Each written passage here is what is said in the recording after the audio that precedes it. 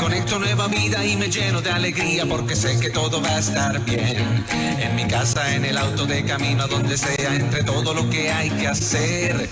Ya por nada me preocupo y me siento bien seguro porque cada día lo comienzo aquí. En ruta. En ruta. En ruta. En ruta. En ruta.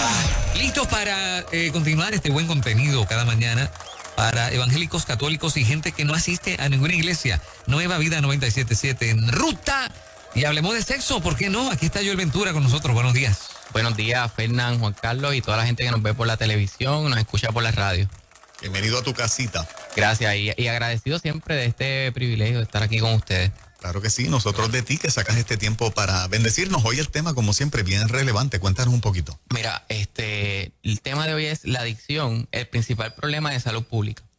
Quise traer esto porque estamos ya tan cerca de las elecciones y hay información que yo creo que es necesaria que como sociedad tengamos. Cuando uno, y cuando digo uno, me refiero a mi persona, ha tenido familiares tan cercanos, y no solamente un familiar, sino muchos familiares cercanos que se han visto afectados por la adicción. Que tú has visto cómo eso ha afectado a nuestra familia, a los padres que sufren, los hermanos, las hermanas, los hijos. Y no solamente eso, cuando uno ha tenido familiares cercanos, más de uno, que han muerto por sobredosis de sustancias, o han muerto por el narcotráfico, o han muerto porque se han contagiado con enfermedades debido al uso de sustancias intravenosas. Uno sabe que esto es algo bien serio, que esto es una enfermedad terrible y dolorosa. Exacto. Hace unos años yo escuché al doctor Patrick Carnes decir en una de sus conferencias que él estaba convencido que en los Estados Unidos la adicción es el principal problema de salud pública. Wow. Y cuando él empezó a dar los datos de por qué él estaba convencido de esto, pues a mí me impactó. Y cuando uno viene de un entorno familiar donde la adicción está presente y el dolor de que esto implica, yo quise traer a ustedes algunas noticias de aquí de Puerto Rico, de por qué yo creo también que la adicción es el principal problema de salud pública. Miren, vamos a comenzar con la obesidad. En el Nuevo Día, en un artículo, en el 2018 dice que entre 30 y 35% de las personas son obesas, pero si sumamos a estas, las que tienen sobrepeso en la isla, supondrían más del 60%. Wow. Y empezando, mucha gente puede estar diciendo, Joel, pero tú estás hablando de adicción o estás hablando de obesidad. O como voy a traer ahora datos de la diabetes o de problemas cardiovasculares, miren, tiene mucho que ver. Porque la adicción afecta a esa parte del cerebro donde se da el control de impulsos, que es sumamente necesario para yo poder adherirme a los tratamientos, ya sea para la diabetes o para problemas del corazón. Hablemos de la diabetes. En el 2019, un artículo del Nuevo Día reportó que alrededor de 600,000 personas padecen de algún tipo de diabetes en la isla. Representa la tercera causa de muerte en Puerto Rico. Wow. La tercera causa de muerte. Okay. No se queda ahí. El endocrinólogo Adolfo Pérez Comas, en ese artículo del Nuevo Día, dice que él entiende que podría llegar al 1,000,000 de personas. Porque 400,000 personas no saben, no se les ha hecho el diagnóstico y no saben que padecen de diabetes. Okay. Vamos a hablar de los problemas cardiovasculares. Las enfermedades del corazón son la segunda causa de muerte en Puerto Rico y la primera en el resto del mundo. Esto es un artículo del 2018. Estamos hablando de las primeras tres causas, entre las primeras tres causas de muerte entre Puerto Rico y el resto del mundo. Exacto. Sigamos hablando de los problemas. Súper alto, o sea, esta islita tenemos una condición de salud bien seria en esos dos renglones. Sí, y que están asociados y se ven impactados de forma negativa cuando hay adicción. Okay. La Fundación Española del Corazón dice que el consumo de drogas es uno de los principales factores de riesgo cardiovascular. NIDA, que es The National Institute on Drug Abuse, es una organización americana o estadounidense, mejor dicho, que trabaja el tema de la adicción, dice que una sobredosis de cocaína a menudo desencadena en un infarto cardíaco. Vamos a hablar de algo que está sucediendo a la sobredosis. Una crisis bien grave que hay en los Estados Unidos y que yo entiendo que en Puerto Rico nos está afectando también. En el 2018, el CDC de los Estados Unidos reportó 67.367 muertes por sobredosis. Eso se traduce a un promedio diario de 184 muertes por sobredosis. No sé si ustedes están entendiendo estos números. Estamos hablando de 100 cada día. En el 2018 murieron 184 personas en promedio por sobredosis. Eso es mayor al COVID. Exactamente. Muertes diarias. Diarias. Sí, lo supongo. Diarias. Ok. ¿En Puerto Rico? No, esto fue en Estados Unidos. Estados Unidos. 180 y cuánto?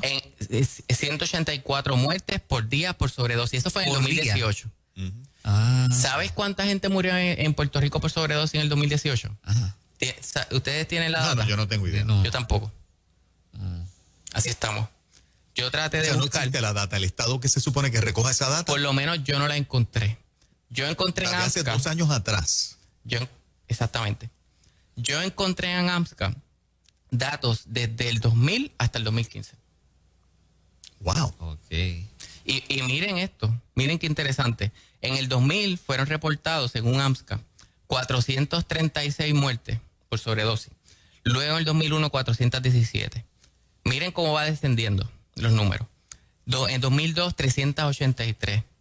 2003, 355. Y sigue así descendiendo, un patrón de descenso hasta el 2015. Se reportaron 43 muertes.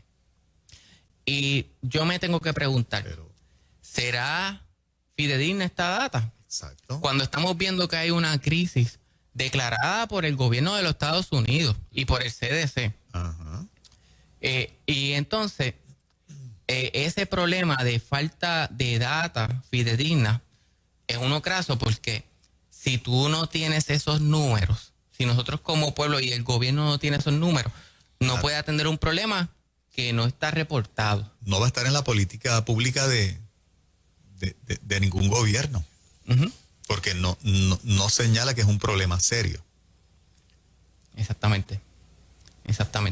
En un artículo del Nuevo Día publicado en el 2019, activistas y víctimas de la adicción dicen que creen que las autoridades no tienen idea de la magnitud de decesos porque ciencia forense no los está contando.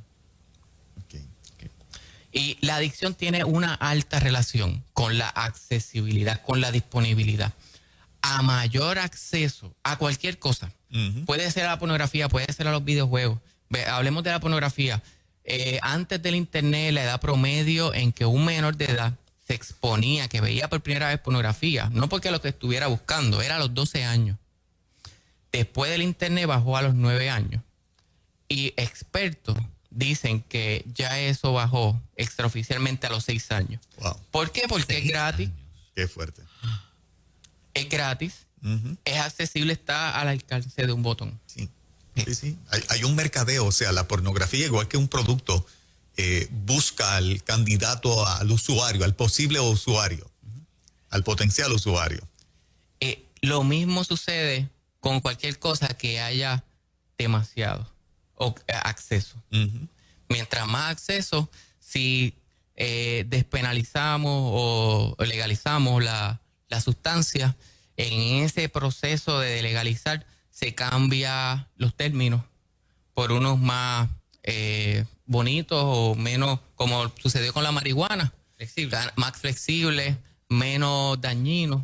Entonces se le pone cannabis medicinal. Entonces tenemos un problema con los jóvenes, con los adolescentes y jóvenes a lo mejor de temprana 20 años, al principio de los 20 años, que ya están viendo, ya no conocen la marihuana, lo que conocen es el cannabis medicinal. Y cuando los papás hablan conmigo y me dicen, mira, necesito ayuda porque mi hijo está usando marihuana, o cannabis medicinal, como le llaman, está trayendo un problema a nuestra familia.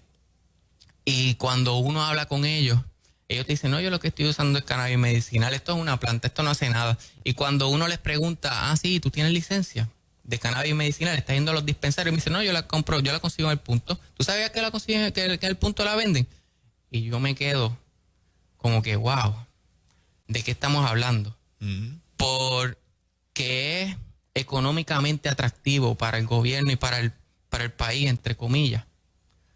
¿Cuál es el costo que estamos dispuestos a pagar por generar más ingresos? Tengo una curiosidad en términos de la adicción al azúcar o, por ejemplo, ¿no? A las bebidas azucaradas o sea, yo he conocido varias personas adictas a la soda, ¿no? Por ejemplo, pero de una manera realmente terrible. O sea, gente que se puede tomar en un día, tú sabes, 1 o 2 Padrino. cosas de esos grandísimos y yo me quedo como, wow, ¿será posible una cosa así? Y eso mata, ¿no? O sea, es una adicción también. Definitivamente.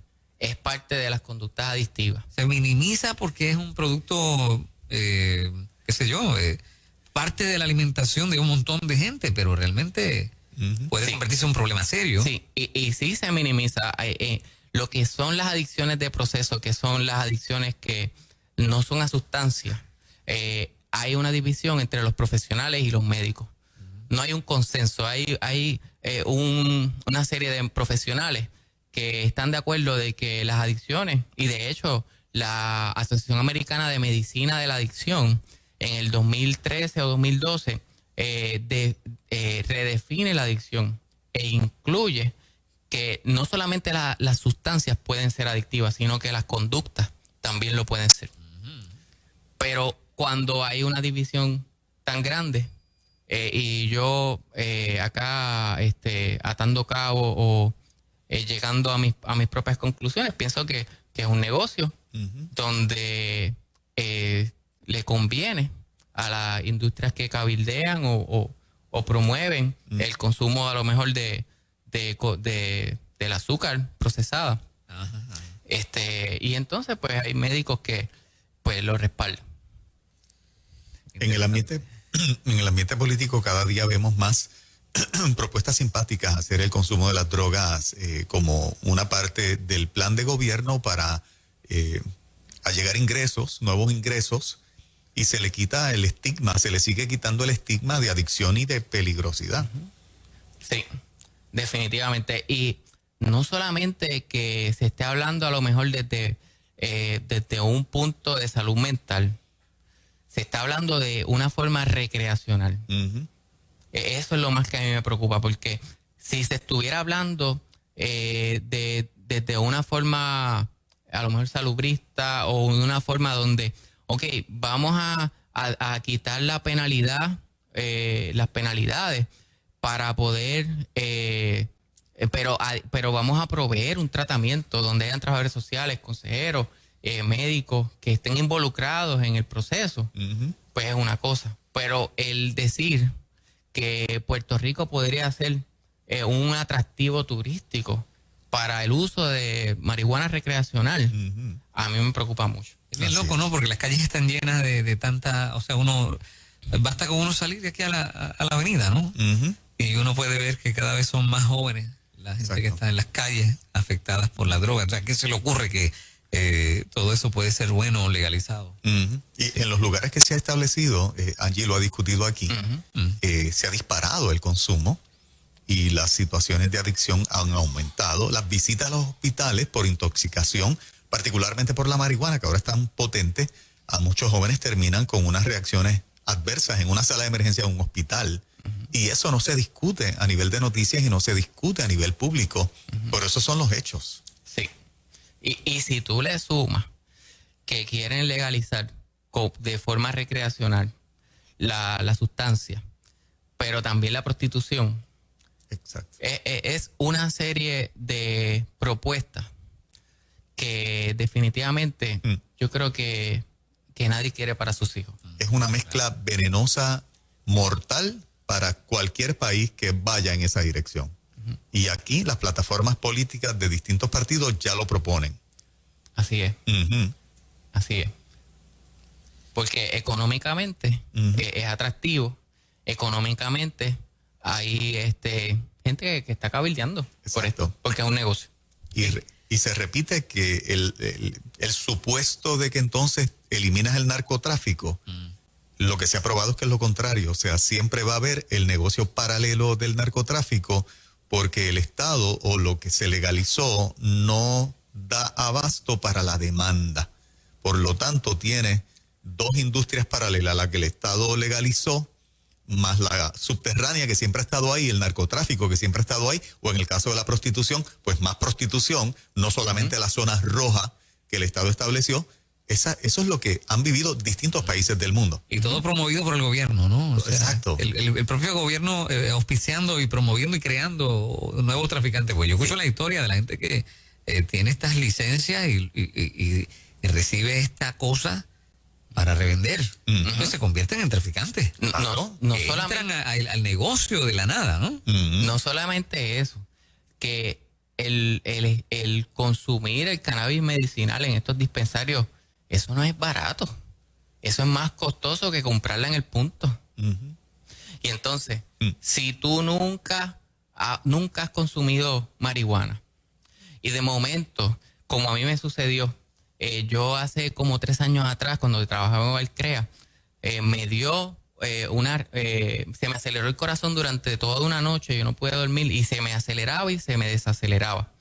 Voy a mi médico de cabecera y Mari me lleva y la enfermera me hace unas pruebas, me pone unos chupones y confirma, porque yo tenía en mi mente la preocupación, dice, ¿esto será mental? ¿O realmente se me está acelerando el corazón? Y me confirman, el médico me dice, sí, se está acelerando, no sé por qué, te voy a mandar a hacer unos estudios, un ecocardiograma, unas pruebas de sangre para ver qué es lo que te está pasando. Pero me dice, oye, yo me acabo de certificar en esto del cannabis medicinal, a lo mejor eso te ayuda con el estrés. Todavía él no sabía lo que yo tenía, no había un diagnóstico. Exacto. Y ya él estaba presto para darme esa opción. Wow. Increíble. Qué increíble. Así es, Sí. así son las cosas. Así que yo creo que es importante que nosotros revisemos por quiénes vamos a votar y las implicaciones. Así es. Tremendo. Busque las plataformas, mire qué partidos proponen vamos a decir, ¿verdad?, la legalización de otras drogas. Ya el cannabis está por orden ejecutiva, pero se habla de otras, no solamente del cannabis. O sea, es una filosofía política que se añade de cómo trabajar con estos problemas y los países que lo han hecho y en las jurisdicciones que se ha implantado, los resultados han sido muy, muy negativos. Joel, millón de gracias como siempre por Gracias a los ustedes. temas que tú nos traes acá. Gracias.